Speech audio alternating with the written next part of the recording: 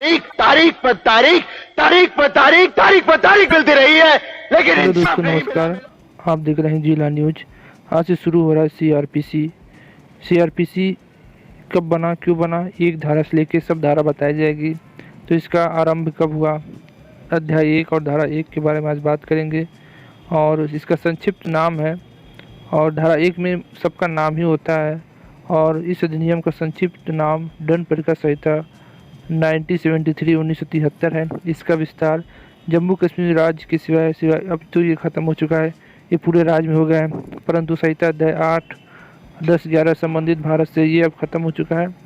और ये है संहिता के अध्याय 8, 9 और 11 संबंधी भारत नागालैंड राज्य से है, जनजाति क्षेत्र से है, लागू नहीं होंगे, किंतु संबद्ध राज्य सरकार अधिसूचना द्वारा इसके उपबंधों या इनमें से किसी को यथास्थिति संपूर्ण नागालैंड राज्य या ऐसी जनजाति क्षेत्र अथवा उनके किसी भाग को ऐसे अनुपूरक, अनुशासनिक या परिमाणिक उपरांतों सहित लागू कर सकती है जो अधिसूचना में विनिर्दिष्ट किए जा सकते हैं। तो ये सरकार के ऊपर है।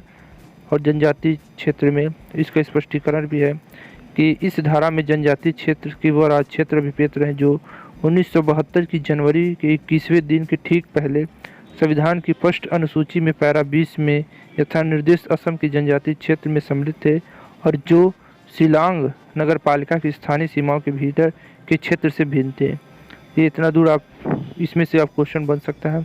और ये तीसरा पॉइंट है, यह 1974 के अप्रैल में प्रथम दिन हुआ था, इसका प्रवृत्त हुआ था इस।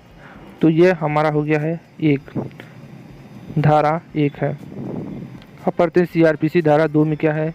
इसमें परिभाषाएं हैं। इस संहिता में जब अन्यथा उपेक्षित हैं जमानती अपराध को, ऐसे अपराध जो अभिप्रेत है जो प्रथम अनुसूची में जमानती माने जिसकी जमानत हो जाती है और जमानती जिसकी जमानत नहीं होती है में दिखाया गया है, और जमानती बताया गया, और अजमानती अपराध से कोई अन्य अपराध अभिप्रेत है। इसमें कम ये बताया गया है धारा 2 में कि जमानती अपराध क्या है जिसमें आपकी जमानत हो जाएगी, और जमानती क्या है जिसमें आपकी जमानत नहीं होगी। इसका मतलब आपको कोर्ट से नहीं छोड़ा जाएगा जब तक आपको सजा न मिल जाए। जैसे बलात्कार हो गया, और खून हो गया, मर्डर हो गया, आतंकी हमला हो गया, विद्रोह हो गया, उसमें और जमानती आपको जमानत नहीं मिलेगी किसी भी शर्त पे आतंकवादी को। और जमानती हल्का फुल्का झगड़ा हो गया, मारपीट हो गया, तो इसमें जमानत आपको मिल जाती है। तो अगर आप अजमानती अपराध पहले से किए हैं फिर आप कोई ऐसा अपराध कर देते हैं जो जमानत लायक है तब भी आपको नहीं मिलेगा। ठीक है, इसमें बताया गया है इसमें। और इसमें क्या बताया गया है कि आरोप के अंतर्गत जब आरोप में से एक से अधिक शीर्ष हो, आरोप का कोई भी शीर्ष है, इसका मतलब जब आपके ऊपर कोई आरोप लगता है, आरोप, ठीक है, जब आप आरोप लगेगा किसी प्रकार का आरोपी लगेगा, दुष्ट है, चोर है, डाकू, डकैत, इस तरीके से लगेगा।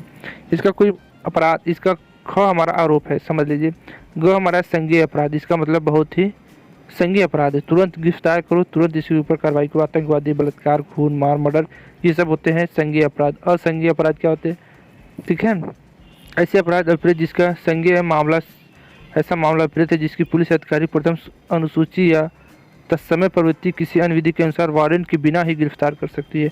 आपको बिना वारंट के गिरफ्तार कर ली संज्ञेय अपराध में। असंज्ञेय अपराध में आपको वारंट लेके जाएगा, वो मारपीट होता है, हल्का फुल्का झगड़ा होगा, तो इसी असंज्ञेय अपराध। संज्ञेय अपराध भैया आपको वारंट कुछ नहीं लेगा, आपको सीधे गिरफ्तार करिए। घ में क्या है, परिवाद से इस संहिता के अधीन मजिस्ट्रेट द्वारा कार्रवाई किए जाने की दृष्टि से मौखिक या लिखित रूप में उसे किया गया यह अभिकथन अभिप्रेत है जो कि किसी व्यक्ति ने चाहे वह ज्ञात हो अज्ञात हो अपराध किया है, किंतु इसके अंतर्गत पुलिस रिपोर्ट नहीं है।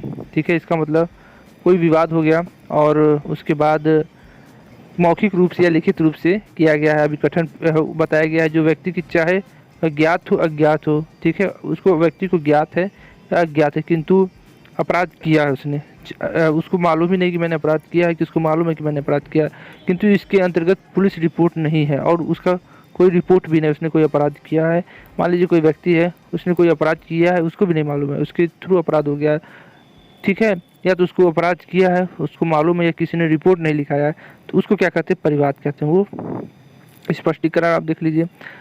ऐसे किसी मामले जो अन्वेषण के पश्चात किसी असंज्ञेय अपराध का किया जाना प्रकट करता है, पुलिस अधिकारी द्वारा की गई रिपोर्ट परिवाद समझी जाएगी और वो पुलिस अधिकारी उसके द्वारा ऐसी रिपोर्ट की गई परिवादी समझी जाएगी। तो इसका मतलब ये है कि कोई मामला अन्वेषक है, किसी मामले में किसी जांच हो रहा है अब असंज्ञेय अपराध है, ठीक है, कोई ज़्यादा हल्का फुल्का अपराध है और ऐसा प्रकट हो रहा है कि आपका उसमें हाथ है कि आपकी वजह से वो हो गया है, तो पुलिस अधिकारी क्या कर सकते हैं, ऐसा रिपोर्ट आपका नाम भी डाल सकते हैं। कोई विवाद हो गया, मारपीट हो गया, तो आप उसमें गए चाहे ना गए, आपको पुलिस शक के रूप में उसमें नाम डाल देगी, ठीक है, कि ये भी मारपीट में शामिल था या दंगा उंगा में शामिल था।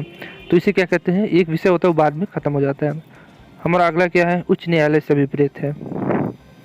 इसमें भी 1 2 3 है, ये भी देख लेते हैं। किसी राज्य के संबंध में उस राज्य का उच्च न्यायालय, कोई राज्य है उसका उच्च न्यायालय उसमें जो फैसला करेगा उस न्यायालय संबंधित है। किसी ऐसे संघ राज्य क्षेत्र संबंधी जिस पर किसी राज्य के उच्च न्यायालय की अधिकारिता का विस्तार विधि द्वारा किया गया है, या उच्च न्यायालय कोई ऐसा संघ क्षेत्र है जैसे केंद्र सरकार का, उसमें उच्च न्यायालय का अधिकार विस्तार किया विधि द्वारा उच्चतम न्यायालय, जैसे कोई राज्य उसका अंतिम फैसला उच्च न्यायालय लेगा, उसके बाद सर्वोच्च न्यायालय जाएगा। तो हमारा तीसरा है, किसी अन्य संघ राज्य क्षेत्र के संबंध में भारत में उच्चतम न्यायालय से भिन्न उस संघ राज्य क्षेत्र के लिए दंडिक अपील का सर्वोच्च न्यायालय है। इसका मतलब कोई ऐसा संघ क्षेत्र है उसमें क्या है, उच्चतम न्यायालय से भिन्न है, वो अपराध उच्चतम न्यायालय में जाएगा नहीं, वो कहाँ जाएगा, सर्वोच्च न्यायालय में जाएगा, उसमें इसका वर्णन किया गया है। उसके बाद च क्या है हमारा, च है हमारा कि भारत के वो राज्य क्षेत्र अभिप्रेत है जिन पर इस संहिता का विस्तार किया गया है। भैया भारत के राज्य क्षेत्र क्या है, जो भारत के राज्य हैं उनके क्षेत्र का विस्तार है कि आप यहाँ तक की फैसला कर सकते।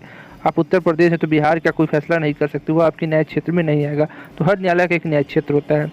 जांच से विपरीत, इसमें भारत हो गया, इसमें जांच हो गया, च भारत, छ जांच से विपरीत विचार से भिन्न ऐसे प्रत्येक जांच जो इस संहिता के अधीन मजिस्ट्रेट या न्यायालय द्वारा किया जाएगा, या तो मजिस्ट्रेट के द्वारा किया जाएगा या तो न्यायालय किया जाएगा। जांच दो ही चार किया जाता है। अन्वेषक, ये तो पुलिस के द्वारा किया जाता है।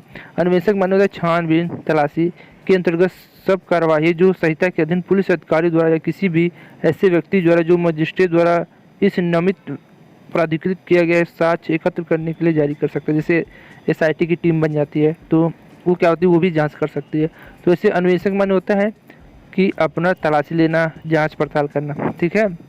तो जो हमारा अन्वेषक जो हमारा क्या होता है, आपको मन यही याद करना है, जो न्यायिक है और किसी न्यायालय में तो महाक्षेत्र में, ये सब आपको याद करना पड़ेगा। तो यहाँ इसमें क्या है, न्यायिक कार्रवाई के अंतर्गत कोई ऐसी कार्रवाई जिसके अनुक्रम में साक्ष्य वैध रूप से शपथ पर लिया जाता है या लिया जा सकता है। ये साक्ष्य का है, साक्ष्य वैध है कि अवैध है, उस पर शपथ लेना होता है। हमारा अगला क्या है, जो न्यायालय किसी न्यायालय या मजिस्ट्रेट के संबंध में स्थानीय अधिकारिता, वो स्थानीय क्षेत्र विपरीत है जिसके भीतर ऐसा न्यायालय या मजिस्ट्रेट इस संहिता के अधीन अपनी सभी या किन्हीं शक्तियों का प्रयोग कर सकता है और ऐसी स्थानीय क्षेत्र को संपूर्ण राज्य या राज्य का कोई भाग समाविष्ट हो सकता है जो राज्य सरकार द्वारा अधिसूचना द्वारा विनिर्दिष्ट है। इसका मतलब कि अगर कोई ऐसा न्यायालय है, ठीक है, उसकी स्थानीय अधिकारिता के अंदर वो स्थान आता है तो क्या करेगा, सभी शक्तियों का प्रयोग कर सकता है, ठीक है। जितना उसकी न्यायालय का मजिस्ट्रेट होता है वो सारी शक्तियों का प्रयोग कर सकता है। अगर राज्य का क्षेत्र उसके अंदर आता है, स्थानीय अधिकारिता उसके अंदर आती है, तो वो क्या कर सकता है, अपनी सारी शक्तियों का प्रयोग करके उसे निपटारा कर सकता है, फैसला कर सकता है।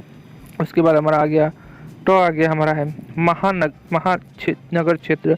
वो क्षेत्र है जहाँ धारा 8 के अधीन महानगर क्षेत्र घोषित किया जाता है या घोषित समझा जाता है। जैसे ये महानगर में फैसला होगा तो महानगर का जो फैसला होगा इसके अंतर्गत आएगा। असंज्ञेय अपराध ऐसा अपराध विपरीत जिसके लिए संज्ञेय मामला, असंज्ञेय मामला ऐसा मामला विपरीत है जिसमें पुलिस अधिकारी को वारंट के बिना गिरफ्तारी करने का प्राधिकार नहीं है। ऐसा अपराध है जिसमें पुलिस बिना वारंट के आपको गिरफ्तार नहीं कर सकती, जिससे आप पे बहुत ज़्यादा चार्ज नहीं है, गैंगस्टर नहीं है, मारपीट नहीं है, बलात्कारी नहीं है, देशद्रोही नहीं है, तो वो सब क्या होता है, संज्ञेय अपराध होता है। तो उसमें वारंट के बिना आपको गिरफ्तार पुलिस नहीं कर सकती। और संज्ञेय अपराध क्या होता है, जिसमें पुलिस ना होता हो देखिए तुरंत गिरफ्तार करके पहले उसे तो जेल में बंद करेगी, तब पूछताछ होगा, तब उस पर धारा कार्रवाई होगी। और असंज्ञेय अपराध में आप हल्का फुल्का किए हैं तो आपका वारंट लाएगी तभी आपको गिरफ्तार करेगी। अधिसूचना तो 18 है कि अधिसूचना के राजपत्र में प्रकाशित अधिसूचना, अगर कोई सूचना है उसको प्रकाशित किया जा रहा है अखबार में या किसी न्यायालय में, राजपत्र में, तो क्या होता है कि वो अधिसूचना है कि कोई ऐसी सूचना है कि जो सब लागू करना है, धारा 144 लागू करना है, या आज से आचार संहिता लग जाएगी, या यहाँ पे ये लग जाएगा यहाँ पे, तो ये सब कोर्ट के ऊपर होता है, तो सूचना बताना होता है। तो अपराध और में क्या होता है कि ढ में क्या होता है, अपराध ऐसा कोई कार्य या लोप अभिव्यक्ति जो तत्समय प्रवृत्ति किसी भी द्वारा दंडनीय बना दिया जाता है, जिसके अंतर्गत कोई ऐसा कार्य भी जिसके बारे में पशु अत्याचार अधिनियम 1871 की धारा 20 के अधिनियम परिवाद किया जा सकता है।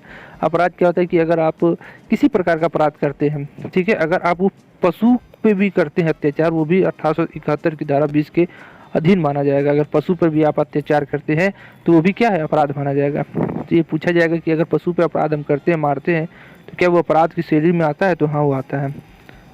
फिर उसके बाद पुलिस थाने का भरसाधक अधिकारी।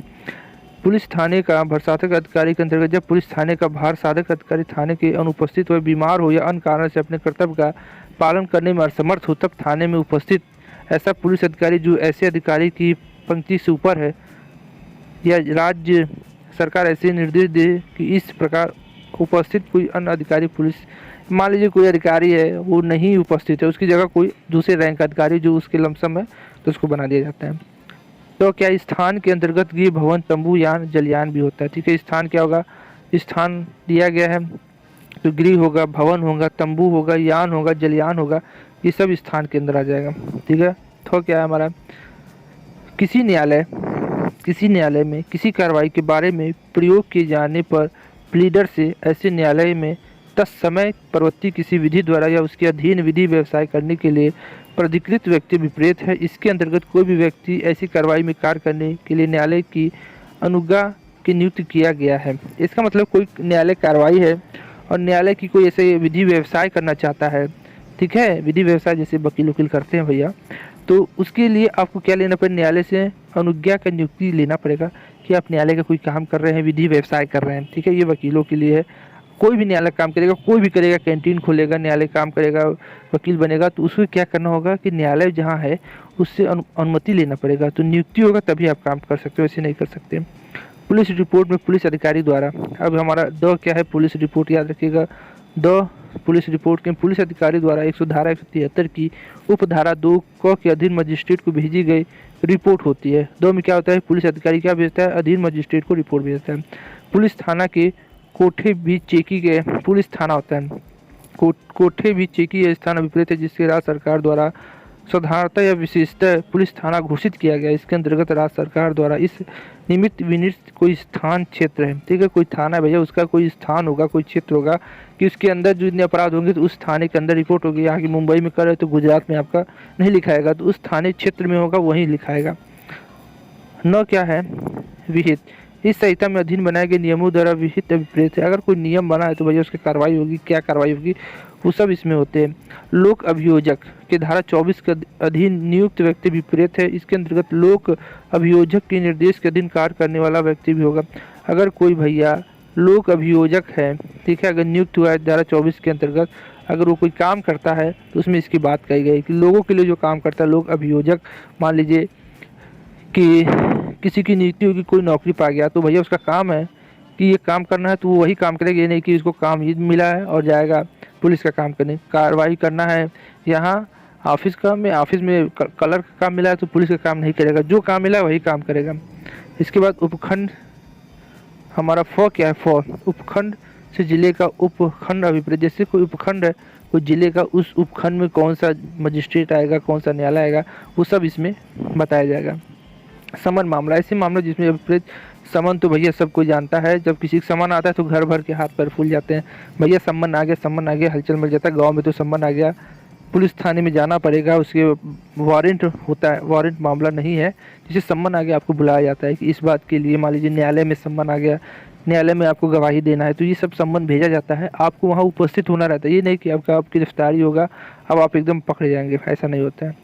अब इसमें भी क्या होता है, ब क होता है, इसमें क्या होता है कि हम आहत ऐसे व्यक्ति विपरीत जो किसी ऐसे कार्य का लोप के कारण कोई हानि या क्षति हो जिसके लिए अभिव्यक्ति व्यक्ति की क्षति हो और अभिव्यक्ति आहत से उसके संरक्षण या विधिक वारिस सम्मिलित है। इसका मतलब कि अगर कोई वारिस है, वारिस सब कोई जानता होगा, संरक्षण भी सब कोई जानता होगा, कोई बच्चा है तो उसका कोई संरक्षण होगा, अभिव्यक्ति आहत हुआ है वो भी, इसका मतलब भी कोई जानता है, ठीक है। अगर आहत क्या होता है कि अगर कोई व्यक्ति विपरीत है किसी मामले में, लोप माने होता है कि उस काम को किसी को, कोई काम कर रहे हैं उसमें आपका नाम हो, जैसे आप किसी को ढकेल रहे हैं तो सब कोई कहे आप उसको ढकेल रहे हैं, तो लोप होता है कि आप वो काम कर रहे हैं, ठीक है। तो ये सब है लोप, आहत, संरक्षक, विधि वारिस सम्मिलित होते हैं, ठीक है। और अगर कोई व्यक्ति की क्षति होती है तो जो उससे संबंधित होगा भैया वो भी खींचा जाएगा, ठीक है। इसलिए सब कहते हैं चोर चकारी से दूर रहो। आप चोरी नहीं करेंगे तभी आप उसके संरक्षक हैं या उसके वारिस हैं या कुछ भी हैं उसमें सम्मिलित हैं तो आपके ऊपर कार्रवाई होगा। वारंट मामला क्या होता है? ऐसे मामला वारंट सबको होता है कि अरे भाई आप गिरफ्तारी हो जाएगा। ऐसा मामला जो मृत्यु, आजीवन कारावास या 2 वर्ष से अधिक की अवधि या कारावास की दंडनीय किसी अपराध से संबंधित है। जो आपको मृत्यु के लिए हो गया, आजीवन कारावास या 2 वर्ष से अधिक के लिए हो जाता है, उसके लिए वारंट निकलता है, ठीक है। उन शब्दों में पदों में जो प्रयुक्त, अब हमारा मौ क्या है? उन शब्दों और पदों में जो उसमें प्रयुक्त हैं परिभाषा नहीं है किंतु भारतीय दंड संहिता की परिभाषित है, वो अर्थ होने जिसके अधीन संहिता। जैसे मान लो कोई है अपराध है, वो मामला नहीं है, वो शब्द नहीं है, वो पद शब्द नहीं है, तो वो भी क्या होगा? इस धारा में होगा, ठीक है। इतना आप याद रखिएगा, ठीक है। कहाँ से हमारा है? हमारा क से लेके है, धारा 2 में हमारा है क से लेके है हमारा म तक है। भ क्या है? वारंट मामला है। अब हमारा है धारा 3, निर्देश का अर्थ लगाना। इसमें संहिता क्या है? क हमारा विशेषक शब्दों के लिए बिना मजिस्ट्रेट के प्रति निर्देश का कोई अर्थ ही जब तक कि संदर्भ में अन्यथा उपेक्षित ना हो, ठीक है। क हमारा मजिस्ट्रेट की निर्देश है, अर्थ है, ये सब होता है। महानगर क्षेत्र के बाहर किसी क्षेत्र से संबंधित न्यायिक मजिस्ट्रेट के प्रति निर्देश के रूप में लगाया जाना। महानगर क्षेत्र के बाहर है, गांव देहात में है, महानगर क्षेत्र से संबंधित महानगर मजिस्ट्रेट के प्रति निर्देश के रूप में लिया जाना। कोई निर्देश दिया जा रहा है वो महानगर के बाहर है। उसके बाद ख हमारा है द्वितीय वर्ग के मजिस्ट्रेट के प्रति निर्देश या महानगर क्षेत्र में किया जा रहा द्वितीय वर्ग के न्यायिक मजिस्ट्रेट के प्रति महानगर क्षेत्र से संबंधित महानगर मजिस्ट्रेट के प्रति निर्देश। इतना निर्देश है कि आपका निर्देश ही गायब हो जाएगा।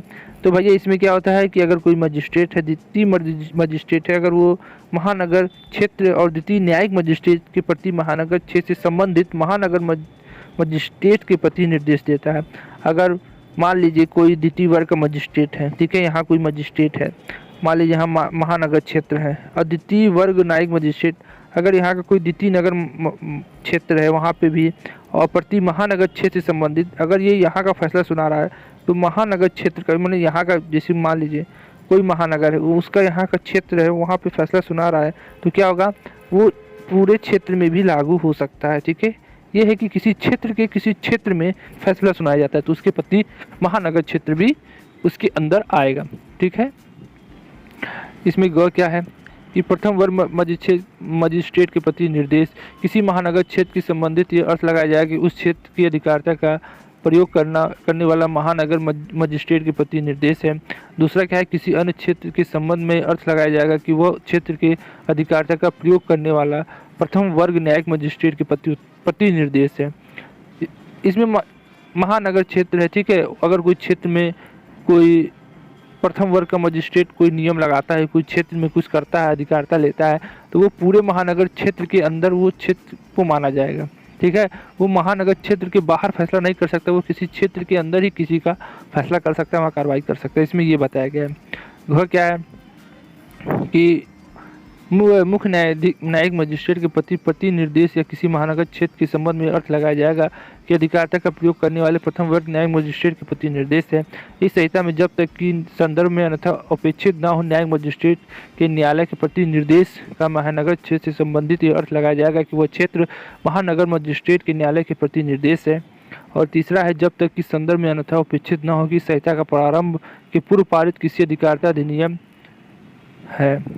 इसमें भी बहुत है कि प्रथम वर्ग मजिस्ट्रेट के प्रति निर्देश का अर्थ लगाया जाएगा कि वो प्रथम वर्ग न्यायिक मजिस्ट्रेट के प्रति निर्देश है। अगर कोई प्रथम मजिस्ट्रेट है, अगर कहीं फैसला करता है तो द्वितीय रैंक का जो द्वितीय वर्ग का जो मजिस्ट्रेट होगा वो फैसला करेगा, ठीक है। तो वो क्या समझा जाएगा? प्रथम मजिस्ट्रेट के उपरांत ही वो फैसला कर पाएगा, ठीक है। ये सब आता नहीं है, वैसे पढ़ लीजिए, ठीक है। महानगर ये है, ठीक है, आपको ज़्यादा इसमें समझ में आएगा नहीं, ठीक है। द्वितीय वर्ग मजिस्ट्रेट के प्रति निर्देश का अर्थ लगाया जाएगा कि द्वितीय वर्ग न्यायिक मजिस्ट्रेट के प्रति निर्देश है कि नहीं। अगर कोई निर्देश है तभी कोई मान लीजिए कोई मजिस्ट्रेट है, प्रथम वर्ग मजिस्ट्रेट, द्वितीय वर्ग और तृतीय वर्ग है, तो जो फैसला सुनाएगा वो प्रथम मजिस्ट्रेट के फैसले को ही सुनाएगा। ये ना कि अपने मन से फैसला सुना देगा, वो निर्देश देगा, वही निर्देश देगा द्वितीय वर्ग का मजिस्ट्रेट जो प्रथम वर्ग के मजिस्ट्रेट ने निर्देश दिया है द्वितीय वर्ग के निर्देश को। और द्वितीय जो निर्देश देगा तृतीय वर्ग मजिस्ट्रेट वही फैसला करेगा। ठीक है, ये अपने मन से प्रथम और द्वितीय और तृतीय अपने मन से फैसला नहीं करेंगे। जो प्रथम मजिस्ट्रेट करेगा, निर्देश दिया रहेगा, वही फैसला द्वितीय और तृतीय मजिस्ट्रेट करेंगे। ठीक है, इसमें यही प्रशासनिक दिया गया है और कुछ नहीं है। और महानगर में प्रथम मजिस्ट्रेट द्वितीय मजिस्ट्रेट को देगा आदेश, तो उसी आदेश का पालन करके द्वितीय मजिस्ट्रेट उस क्षेत्र में फैसला सुनाएगा। ये इतना ही बस बताया गया। और इसमें क्या है कि जहां इस संहिता के भिन्न किसी विधि के अधीन किसी मजिस्ट्रेट द्वारा किए गए सकने वाले कृत ऐसे मामले संबंधित हैं, जैसे जिनमें साक्ष्य का अभिमुनन अथवा सूक्ष्म परीक्षण या कोई ऐसा विनिश्चित या अंतर्विलीन जिसमें किसी व्यक्ति को ऐसे दंड या शक्ति का अथवा अन्वेषक जांच का विचरण होने अभिरक्षा के निरोध में संभावना हो सकती है, जिसका प्रभाव उसे किसी न्यायालय के सक्षम विचार के लिए भेजा होगा, वह कृत इस संहिता के उपबंधों का अधीन रहते हुए न्यायिक मजिस्ट्रेट द्वारा किया जाएगा।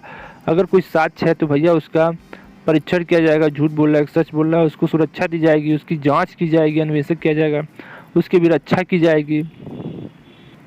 सब होने के बाद ही उसे न्यायिक मजिस्ट्रेट उपबंधों में जांच किया जाएगा, तभी उसको भेजा जाएगा आगे। ऐसा नहीं कि उसे भेज दिया जाएगा आगे।